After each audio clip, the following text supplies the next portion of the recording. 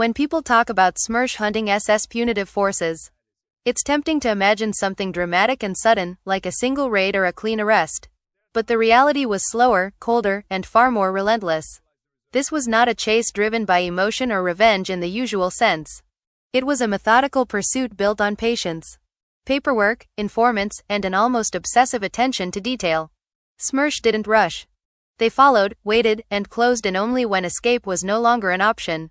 By the time the Red Army pushed westward, many SS punitive units were already trying to disappear. Some burned documents. Others swapped uniforms, and many blended into retreating columns or civilian crowds. On paper, they became ordinary soldiers or refugees. In practice, they carried themselves differently. Veterans later described it as something you could see in their eyes. An intensity that didn't fade even when the front lines collapsed. These were men conditioned for terror operations, used to absolute power over unarmed populations. And SMERSH knew that kind of past rarely stayed hidden for long. The hunt usually began far from the battlefield. SMERSH officers gathered reports from liberated villages, interrogated captured German soldiers, and compared testimonies that seemed insignificant on their own. A unit number mentioned twice. A name that kept reappearing. A description of an officer who never blinked or laughed during executions. Slowly, patterns formed. The goal wasn't to catch someone in the act.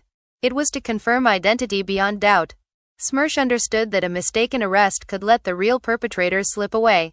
Once a lead solidified, the pressure increased. Surveillance followed suspects through rail stations, supply depots, and temporary camps. Sometimes SMERSH agents posed as clerks, medics, or transport officers, watching how these men reacted under stress. Did they panic during document checks? Did they avoid certain conversations? Did they recognize Soviet ranks a bit too quickly? Small reactions mattered. To SMERSH, behavior was evidence. What made SS punitive forces particularly distinctive was their mindset. These were not frontline troops who had seen chaos and fatigue break discipline. They were ideologically hardened units, trained to suppress resistance and carry out reprisals. Even when pretending to be ordinary soldiers, they often retained a rigid posture, a certain arrogance, or an unsettling calm when confronted. That was where the phrase, "crazy eyes," came from. Not madness, but unwavering conviction. SMERSH agents learned to watch for that look. The absence of hesitation when most men would show fear. The pursuit also extended beyond Germany's retreat. Some SS members tried to vanish into prisoner of war camps, assuming the chaos would protect them. Others aimed for forests, partisan zones, or foreign borders. SMERSH followed them all the same. Files traveled faster than people. Names crossed checkpoints before suspects did. A man could escape one net, only to walk into another weeks later. Greeted not by gunfire, but by quiet questions and a folder already thick with evidence. What stands out is how impersonal the process often was. SMERSH didn't need shouting or brutality to assert control. By the time an arrest happened, the outcome was usually already decided. Agents would calmly recite details of a suspect's service history, the villages tied to their unit, even the names of subordinates. The realization that there was no escape often broke the facade instantly. That moment, when confidence collapsed into silence, was the true end of the hunt. This relentless pursuit sent a clear message that traveled faster than any rumor. The war might be ending. Lines might be shifting, but responsibility didn't disappear with a uniform change. For SS punitive forces, the idea of simply walking away was an illusion. SMERSH was patient, systematic, and unforgiving in its attention to those details others overlooked. And that's what made the hunt so effective. It wasn't driven by spectacle or speed, but by certainty. SMERSH believed that men who had lived by terror would ultimately be undone by their own pasts. No matter how far they ran, no matter how well they hid, there would always be someone watching their eyes, waiting for the moment when the mask slipped. What made SMERSH especially effective wasn't just its ability to find SS punitive forces, but how it dismantled them mentally long before any formal judgment was passed. This was psychological warfare in its purest form.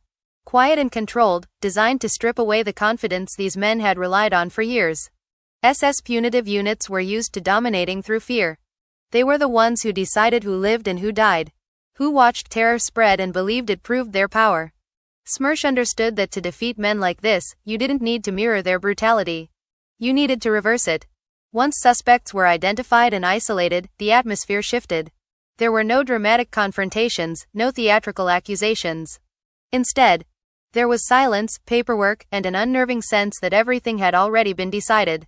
Interrogations were often calm, almost polite. SMERSH officers would ask simple questions, sometimes letting long pauses stretch on. For men accustomed to shouting orders and facing immediate submission, this was deeply unsettling. The absence of chaos denied them the emotional ground they were used to standing on.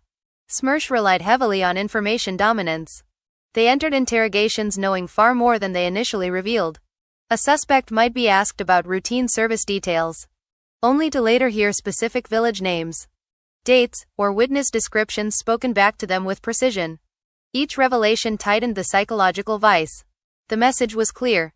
Your past is not a mystery, and nothing you did was forgotten. Many SS members realized too late that denial only prolonged the inevitable. Deception played a crucial role as well. SMERSH agents sometimes allowed suspects to believe they were safe, even cooperative, before exposing the full scope of the evidence. This wasn't cruelty for its own sake. It was a calculated way to observe reactions, contradictions, and moments of overconfidence. A man who believed he was escaping justice often revealed more than one under immediate threat. SMERSH understood that people betray themselves most easily when they think the danger has passed. Fear spread quietly among those still hiding. Rumors circulated of men arrested weeks after changing identities, of files appearing from nowhere, of entire histories reconstructed from fragments. This uncertainty became a weapon. SS punitive forces had once relied on absolute certainty, the certainty of orders, ideology, and authority. Now they lived with doubt. Any checkpoint, any conversation, any former comrade could be the link that exposed them. That constant pressure broke morale faster than any open confrontation. What followed arrest was not revenge, but accountability as the Soviet system defined it. SMERSH focused on establishing responsibility, tying individuals directly to actions rather than abstract guilt. Witness statements from survivors, testimonies from fellow soldiers, and captured documents formed a chain that was difficult to escape. The process was severe, but it was also deliberate. The goal was not to create martyrs or symbols, but to erase the myth that these men were untouchable.